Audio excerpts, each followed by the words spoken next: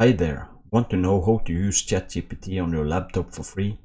Let's find out. Chat-GPT is a cool language model that can answer all sorts of questions and hold natural language conversations. This video tutorial will show you how to get started. All you need is a web browser and access to the internet. Here's what you need to do.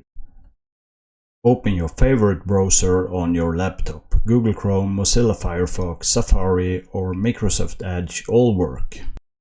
Open Google and search for Chat-GPT.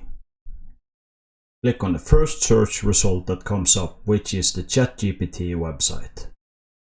Once inside the website, click the Try Chat-GPT button and a new window will appear and you will be asked to log in.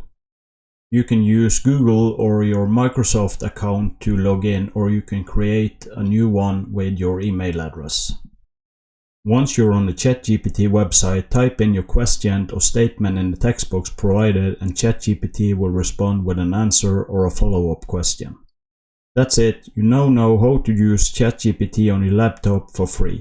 Just remember to use Chat-GPT responsibly and be careful about the info you share. If you found this tutorial helpful, please give it a thumbs up and subscribe to our channel for more cool content. Thanks for watching.